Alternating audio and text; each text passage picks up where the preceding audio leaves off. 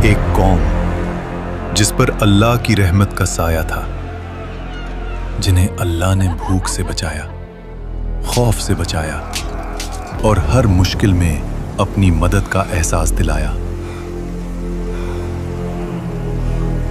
फिर अल्लाह ने उन्हें सिर्फ एक इम्तिहान दिया। इम्तिहान छोटा था लेकिन सब्र से भरा हुआ। हम अल्लाह के हुक्म को नहीं तोड़ेंगे, बस घुमा फिराकर अपना फायदा निकाल लेंगे। और यहीं से रहमत का रास्ता बंद हुआ। फिर एक रात अल्लाह का फैसला उतरा। ना तूफान आया, ना बिजली गिरी, ना जमीन फटी। और जब सुबह हुई तो वो पूरी कौम इंसान नहीं रही। जो कल तक अल्लाह के सबसे करीब थे, आज वो कौम बंदर बन चुकी थी। हजरत मूसा अलैहिस्सलाम के बाद बनी इसराइल की एक कौम समंदर के किनारे एलाह में रहती थी। यहां का मंजर अल्लाह की नेमतों से भरा था। समंदर की ठंडी हवा, धूप और लहरों की मीठी खुशबू हर एक कोना जैसे सुकून और बरकत से रोशन था। ये लोग अल्लाह के नाम से वाकिफ थे, उसके अहकाम जानते थे, लेकिन दिलों में एक पुरानी आदत जिंदा थी। ये कौम पहले भी वादा करती थी और फिर उसे अपनी सहूलत के मुताबिक तोड़ देती थी। एक वादा तोड़ने से क्या होगा? हम बाद में अल्लाह से माफी मांग लेंगे। हम अल्लाह के मुंतखब किए हुए लोग हैं। हम पर पाबंदी क्यों लगाई गई? पाबंदी नहीं, ये इम्तिहान है और हमें अल्लाह पर यकीन रखना चाहिए। अल्लाह ने उनके हाल को देखकर उन पर एक ऐसा इम्तिहान रखा जो उनके दिल का राज खोल दे। इसलिए उन पर पाबंदी लगाई गई सिर्फ सब्त यानी हफ्ते के दिन की। शहर में आवाज फैली। एक शख्स बोला, सिर्फ एक दिन की बात है, अल्लाह के लिए रुक जाएंगे। दूसरा हंसकर बोला, देखते हैं जब समंदर मछलियों से भर जाए तब भी। और फिर इम्तिहान ने अपनी शक्ल दिखाई।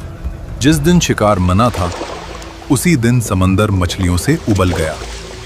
ताजी मोटी मछलियां जैसे खुद किनारे तक आकर कह रही हों, हमारा शिकार करो। ऐसा पहले कभी नहीं हुआ। ये अल्लाह का इम्तिहान है। एक छोटी सी खता भी लंबे झगड़े में बदल जाती थी। मछलियों के शिकार ना होने की वजह से घर में रोज झगड़े हो रहे हैं। ये दिन सिर्फ एक रास्ता रोकता है, चालाकी दिखाओ और अल्लाह के हुक्म को घुमा फिराकर अपना फायदा निकालो।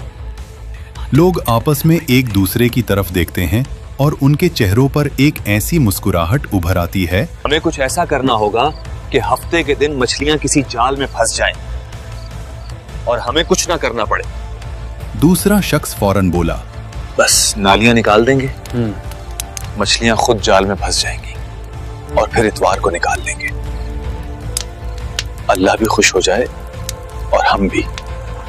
और फिर वो लोग समंदर के किनारे गए, नालियां खोदना शुरू की, जाल बिछाया और अपनी चालाकी से रास्ता निकाल लिया। बुजुर्गों ने उनसे कहा, अल्लाह सब देख रहा है, ये वक्त हमारी नीयत का है। नौजवानों ने हंसकर जवाब दिया, हम तो अक्लमंद हैं। देखो, हमने तो हुक्म नहीं तोड़ा, सिर्फ एक रास्ता निकाला है।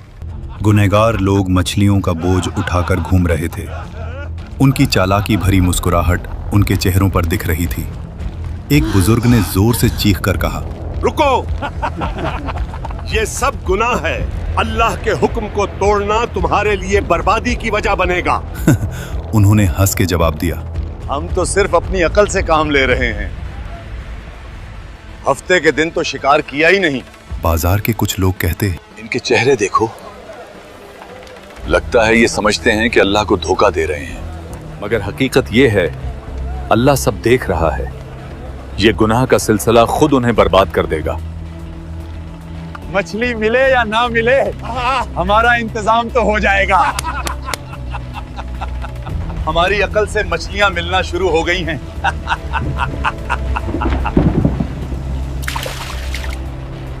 हमें इन नाफरमान लोगों से अलग होना पड़ेगा। कहीं हम पर भी अजाब ना आ जाए।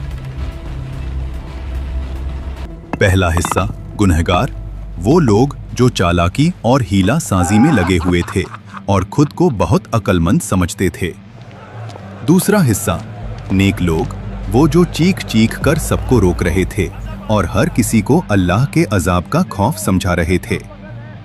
तीसरा हिस्सा खामोश लोगों का, वो लोग जो न रोक रहे थे, न समझा रहे थे, सिर्फ देख रहे थे। एक आदमी बोला, हम तो सिर्फ देख रहे हैं, अल्लाह की रहमत उनके साथ है या नहीं। मछलियां खा रहे थे, हंस रहे थे। हम दावत उड़ा रहे हैं जबकि दूसरे भूखे मर रहे हैं। नेक लोग कहते, हमने कितनी दफा समझाया, फिर भी ये लोग अपने गुनाह में इतने पुरअज़्म हैं। ये नाफरमानी नहीं बल्कि हमारी अक्ल का नतीजा है। अल्लाह हम पर मेहरबान है।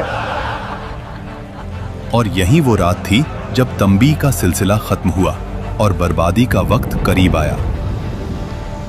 शहर की गलियां खामोश, सिर्फ समंदर की हल्की लहरें और हवा का शोर। गुनहगार लोग पेट भरकर सो गए और फिर खामोशी में एक आवाज जैसे फिजा से गुजर रही हो, जलील और रुस्वा, बंदर बन जा। पहले हल्का सा साया आया, फिर उनके चेहरे बिगड़ने लगे।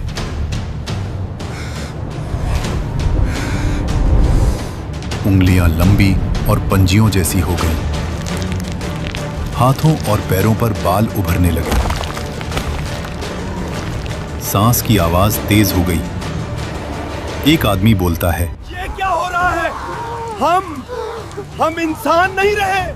लोग चीखना शुरू कर देते हैं, एक दूसरे को पुकारते हैं, मगर उन्हें सुनने वाला कोई न था। और जब सुबह कहते हैं, सूद एक प्रॉफिट है, रिश्वत सिर्फ तोहफा है और झूठ एक मार्केटिंग टेक्निक।